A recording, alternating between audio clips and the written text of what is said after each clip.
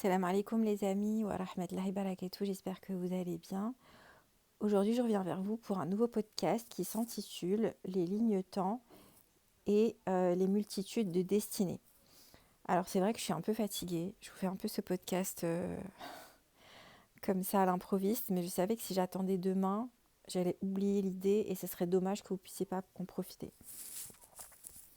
Alors, qu'est-ce qu'une ligne temps? Une ligne temps représenterait en fait, d'après les définitions que j'ai trouvées sur internet, un chemin possible parmi les multitudes de chemins possibles que vous pouvez emprunter dans votre vie, signifiant qu'en réalité, vous faites face à chaque fois, quand vous avancez dans la vie, à mille et une possibilités, et en fait, vous choisissez à chaque fois un chemin. Et ce chemin va guider votre destinée.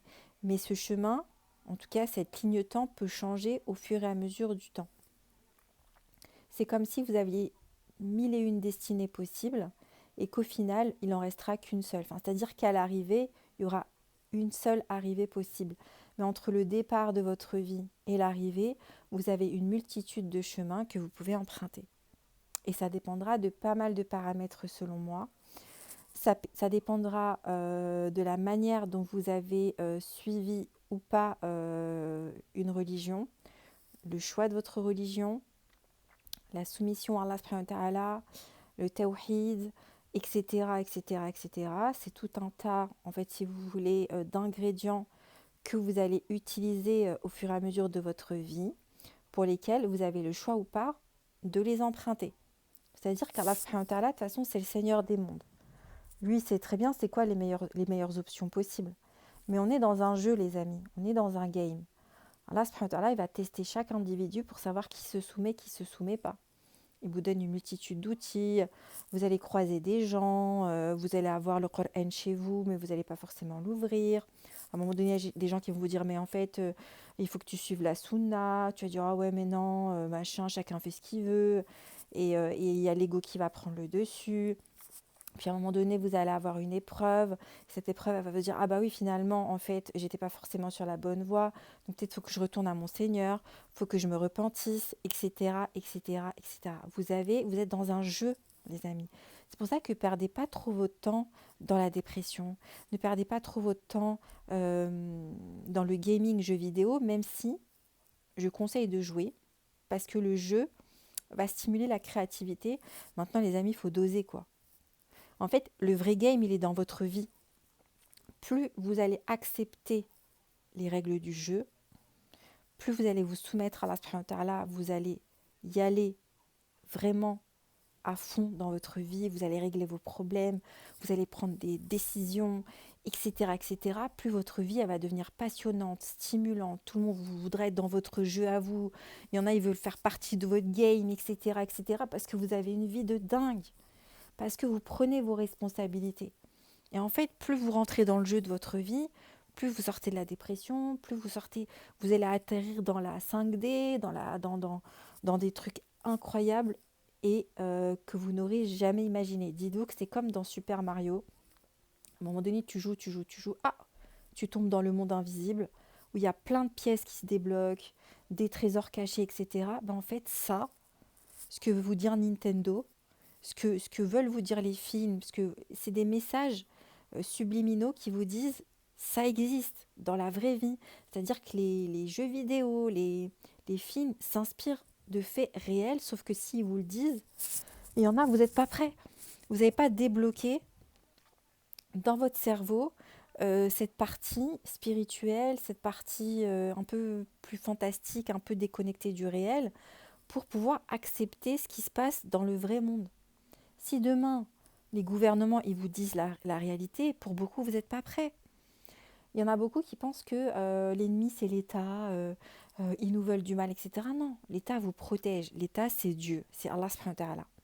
L'État va prendre des décisions en accord avec le collectif. C'est la somme des comportements individuels qui vont influencer les décisions de l'État. Point.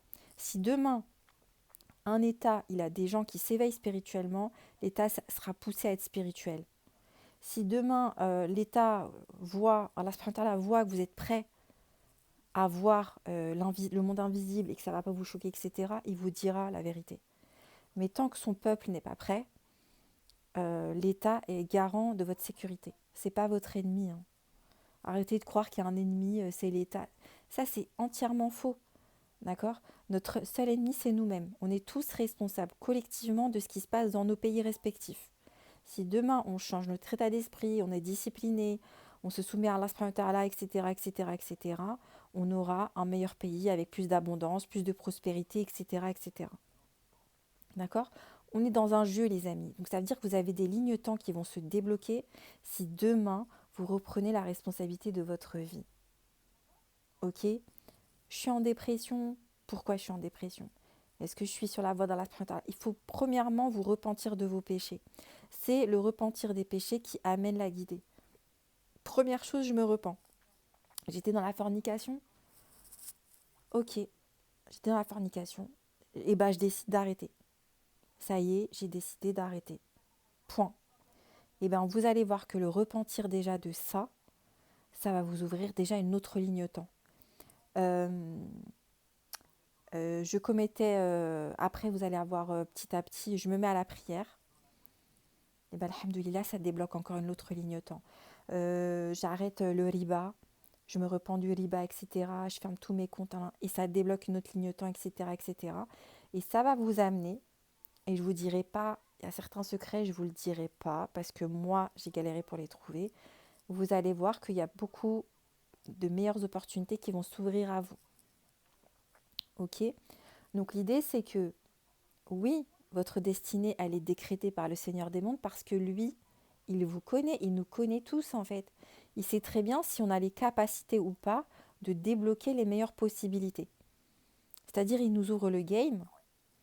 Il dit, Asma, c'est moi qui l'ai créée. Je sais qu'elle fonctionne comme ça, comme ça, comme ça. Et je sais si elle va être capable ou pas de réaliser le meilleur ou le pire, etc. Donc lui, en fait, si vous voulez, notre Seigneur, il sait au final ce qu'on va faire. Mais il nous laisse le choix. Et parfois, ça se trouve, on peut le surprendre. Parce qu'on on est motivé, parce qu'on a ceci, on a cela, et on peut surprendre positivement notre Seigneur.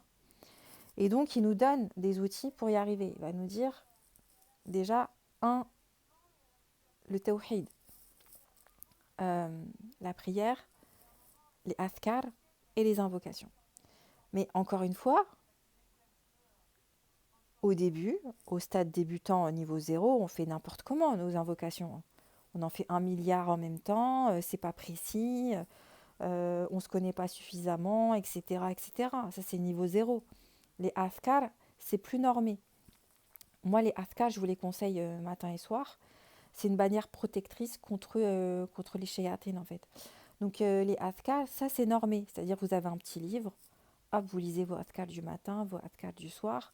C'est magnifique, les athkar. Franchement, c'est la meilleure chose que je vous conseille. Et après, vous allez passer par certaines épreuves en fonction de vos capacités. Chacun ayant des capacités différentes, hein, etc. Et en fait, c'est des épreuves qui vont permettre de purifier l'âme, le transgénérationnel, etc. Parce que malheureusement, on est lié à des familles au niveau du sang. Il y a des choses qui ont été faites au préalable, etc. Et ça peut être des boulets pour nous. Donc il se peut qu'effectivement, en fonction de nos capacités, on va purifier. Certains vont appeler ça le karma, mais peut-être l'ensemble du karma entre guillemets familial, puis nos péchés, etc., etc. Ce qui va nous faire encore une fois nous élever spirituellement et passer alors là à une autre dimension. Ok? Le jeu de la vie, les amis, il est passionnant, il est fascinant. La seule chose qui peut nous bloquer, c'est la peur de mourir. Parce que si on y va à fond, effectivement, on peut se dire, mais vas-y, là, si j'y vais, je vais me cramer, etc. En réalité, tant que tu es sur la voie d'Allah subhanahu wa ta'ala et que tu suis les règles divines, bah en fait, tu acceptes la destinée et normalement, tu es sous protection de ton Seigneur. Donc les amis, jouez, jouez, jouez dans le sentier d'Allah subhanahu wa ta'ala. Pourquoi je vous dis ça? Moi, je suis, depuis 2017, 2018, je suis là, sur YouTube. J'ai commencé avec les âmes jumelles, etc., etc. Donc vous avez la chance d'avoir quelqu'un dans votre communauté qui ne s'est pas égaré du droit chemin et qui ne commence pas à vous sortir des trucs Vous avez compris, hein, ouais, nanani, qui ne commence pas à s'égarer dans, comment ça s'appelle, là, le développement personnel, etc., etc. Je vais vous parler de manifestation, ne vous inquiétez pas, j'en ai déjà parlé. Et, alhamdoulilah, je peux vous en parler en conformité avec Allah subhanahu wa ta'ala. Je peux vous parler de plein de choses qui sont totalement à la mode sur les réseaux sociaux. Je suis là. Et du coup, je vais vous amener des secrets. Donc effectivement, ce podcast s'appelle Les 1001 secrets de ce bas monde. Je vais vous dire ce qu'il y a à dire, ce que j'estime, entre guillemets, qui peut être dit publiquement. Le reste, bien évidemment, que je le garde pour moi parce que je suis rationnelle et que c'est le chemin que j'ai eu et bien évidemment que je ne vais pas tout exposer sur les podcasts. Mais je vais vous faire croire en des belles choses. Je vais vous pousser tout le temps à étudier la science religieuse, etc., etc., c'est-à-dire être au niveau 0. Et quand Allah subhanahu wa ta'ala décrète, vous allez passer au niveau 10. Entre-temps, vous allez avoir plein d'épreuves qui vont faire bouger votre ligne-temps. Il faut les accepter. Et en réalité, la chose sur laquelle je voudrais terminer, c'est quand vous êtes face à une épreuve, la meilleure option possible, c'est-à-dire que si vous voulez avoir la meilleure option possible pour votre destinée, c'est la confiance totale en votre Seigneur. Parce que si on émet une résistance au niveau de l'ego, ce n'est pas les meilleures portes malheureusement qui vont s'ouvrir. C'est pour ça que travailler sur l'ego, c'est important. C'est-à-dire en avoir, c'est important dans la vraie vie. Mais là où il y a un problème qui va se poser, c'est quand on n'arrive pas à accepter la décision de notre Seigneur. C'est comme si on n'acceptait pas la meilleure option possible parce que, effectivement, vous allez avoir des west-west qui vont vous faire penser le contraire. Allah, il vous aime, il nous aime tous, ok? Si on fait un pas vers lui, il en fait 10 vers nous. En fait, ça sera toujours notre allié. Il sera tout le temps là pour nous. Il ne nous laissera pas tomber, etc., etc. Sous condition qu'on accepte de marcher avec lui et de marcher à ses côtés. De délaisser le shirk. De vraiment faire le nécessaire, les amis, pour aller vers le tawhid. Il n'y a pas d'autre mot que je peux utiliser qui mettra tout le monde d'accord que le tawhid. Sinon, ça va partir. Vous devez tous et toutes, personnes qui écoutent mon podcast, faire des efforts, non pas pour moi, non pas pour les autres, etc.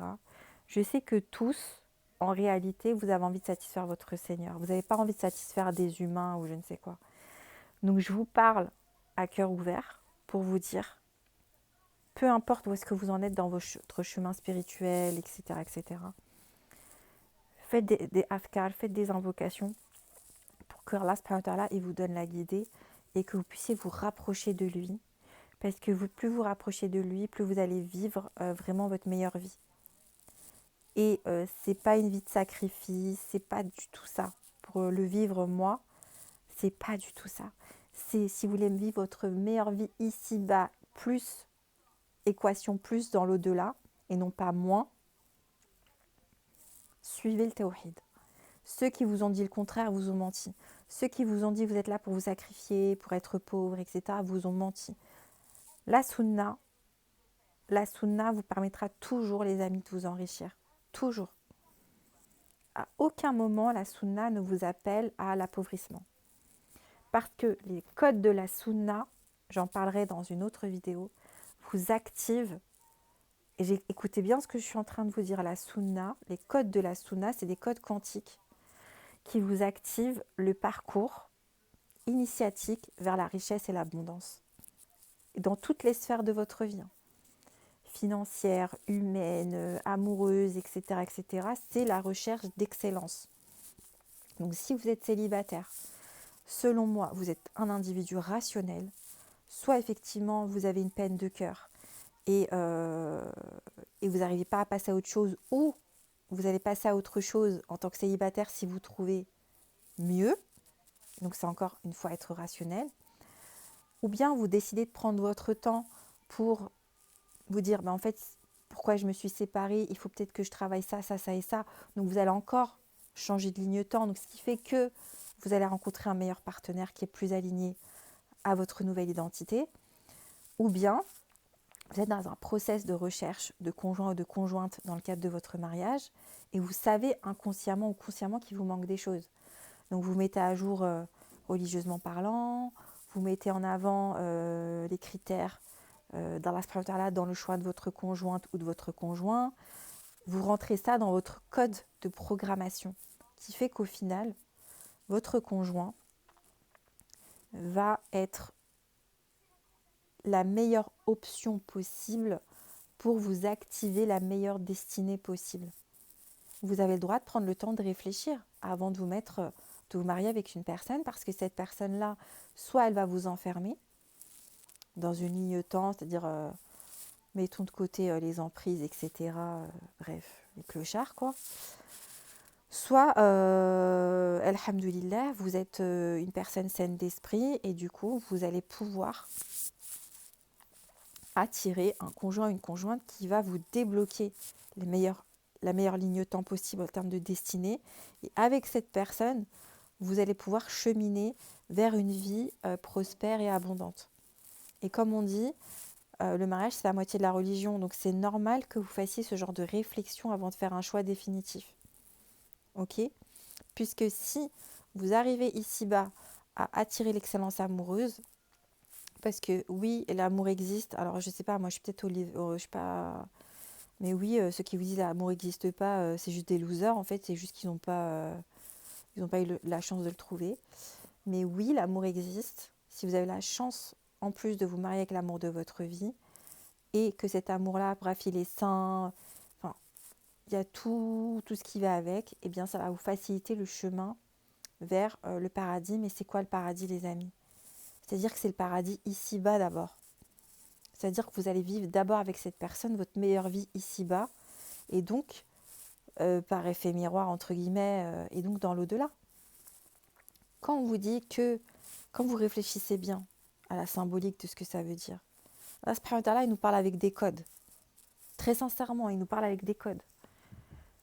Quand Allah, il nous dit, quand le hadith nous dit le mariage, c'est la moitié de la religion et que c'est le chemin vers le paradis, est-ce que selon vous, le chemin vers le paradis, c'est le bonheur, l'abondance, la prospérité, ou c'est la pauvreté, les problèmes, etc., et l'enfer, etc., sur Terre? Non. Si vous êtes dans une relation où vous vivez l'enfer, eh ben cette relation-là ne va pas vous emmener au paradis. Réfléchissez. Donc, il faut solder les relations qui sont mauvaises, parce que ça veut dire que vous et votre conjoint, vous n'êtes pas sur la même ligne de temps. Et donc, il y en a un qui est en train de freiner l'autre, etc. Donc, il faut vous séparer. Il faut arrêter de rester avec des gens qui vous font vivre l'enfer sur Terre. Et croire sincèrement en ce que vous dit votre religion, c'est-à-dire que ça va vous emmener au paradis. Donc, c'est que normalement, si vous avez trouvé le bon choix de partenaire ou de conjoint, dans le cadre du mariage, vous allez vivre une bonne vie avec cette personne-là. Et là, c'est bon signe. Ça veut dire que c'est potentiellement votre chemin vers le paradis. Voilà les amis, pensez toujours que quand vous faites la prière, il y a un truc que vous dites et vous en rendez même pas compte. Vous dites à un moment donné, quand vous faites tashahhud, vous dites toutes les bonnes choses proviennent d'Allah subhanahu wa ta'ala. À aucun moment vous dites toutes les mauvaises choses proviennent de mon Seigneur. Toutes les bonnes choses qui arrivent dans votre vie proviennent de votre Seigneur. Il faut peut-être vous éduquer au bonheur aussi, mes amis. Il faut vous éduquer au bien-être. Parce que si vous avez été éduqué à la souffrance, au mal-être, etc., il vous faut une éducation au bien-être, au bonheur. Ok, il faut d'abord vous éduquer à ça, c'est important. Donc, toutes les bonnes choses, en fait, dans votre vie proviennent d'Allah subhanahu wa ta'ala, et tout ce qui est mauvais provient de ce que nos propres mains ont acquis, donc de nos péchés. Donc, commencez pas à nous dire tu vis la misère, l'autre, et c'est à cause d'Allah subhanahu wa ta'ala, c'est Allah qui l'a décrété. C'est faux ce que tu dis. C'est ta responsabilité. Le choix du conjoint a mal été fait, t'as pas fait ça à la tistihara, t'as choisi une personne sur son physique et non pas sur sa religiosité, t'as pas suivi le chemin de ton Seigneur. Viens pas nous sortir, c'est la faute de ton Seigneur. Moi, les gens qui font ça, ça m'énerve. C'est des gens qui sont pas responsables de leur vie déjà, de base. Allah, il t'a donné un livre, il t'a donné une science religieuse, il t'a donné la langue arabe, il t'a donné un cerveau. Bah, travaille pour arriver au meilleur résultat. C'est comme si tu disais à quelqu'un, moi je veux obtenir ma licence, mais oh là là, je ne l'ai pas obtenue, c'est qadarallah. Hein. Mais tu ne l'as pas obtenue, est-ce que tu as été en cours? Ah bah non. Hein. Est-ce que tu as révisé tes partiels? Ah bah non. Hein. Donc c'est ta faute. apprenez à prendre vos responsabilités, à regarder où est-ce que ça a péché chez vous et à vous dire oui, c'est de ma faute. Rien que ça, déjà, ça va vous débloquer une autre ligne temps. Non, c'est ta faute, frère, c'est ta faute. Tu étais dans l'illicite. Ça peut arriver à tout le monde. À un moment donné, ça a brisé ton cœur puissance 10 000. Malheureusement, c'est parce que tu étais dans l'ignorance. Et que on peut amortir les chocs. C'est vrai, dans une relation licite, ça ne garantit pas que effectivement la relation elle va durer, mais je te rassure que dans une relation licite, quand il y a une séparation, elle n'est pas aussi violente que quand c'est des relations hors mariage. Ça n'a rien à voir. Si Allah subhanahu wa ta'ala vous dit de ne pas aller dans des relations hors mariage, c'est pour vous protéger. Il le sait, lui. Il connaît. Donc tout repose sur la confiance qu'on a envers notre Seigneur. Et le fait de se rapprocher de lui de plus en plus. Voilà les amis. Ben, j'espère que cette vidéo elle vous aura plu. Et ben voilà quoi. Ben voilà. J'espère que ça vous aura plu. J'espère que vous aimez bien le contenu. N'hésitez pas à me dire si vous aimez bien. Dites-moi ce que vous aimez bien, etc. Moi, ça m'intéresse. Il faut savoir que je réponds à tous les commentaires. Ils sont filtrés, les commentaires. Hein. C'est juste que, en fait, comme j'ai eu des commentaires un peu bizarres, bah, maintenant, je les prévisualise avant de les valider. Mais vous pouvez toujours commenter sous la vidéo et je réponds à tous les commentaires. Voilà les amis, merci beaucoup de faire partie de ma communauté. Merci beaucoup de votre fidélité. Et Inch'Allah, je vais continuer à vous faire des vidéos. Vous allez voir, hein, dans l'air du temps, de qualité. J'ai toujours parlé de tawhid. Et voilà quoi. Bonne soirée les amis, salam alaikum.